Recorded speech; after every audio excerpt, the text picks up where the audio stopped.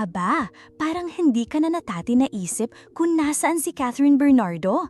Akala mo nag-embark on a secret mission si ate girl. Pero surprise, balik telebisyon na siya. Nakaka-excite, di ba? Para kang kumagat ng pizza na akala mo plain lang pero may extra cheese. After a mini vacation from the small screen, Catherine na parang, "Hey, it's me again," ay muling makikita sa isang bagong serye. Bakit parang ang saya-saya natin? Kasi bayan, sa pantahan na tayo ay susubaybay sa bawat episode na puno ng drama, kilig at marahil ay mga eksenang magdadala sa iyo sa eroplano ng emosyon. Iniisip mo ba na ang buong squad ni Catherine ay magbabalik din?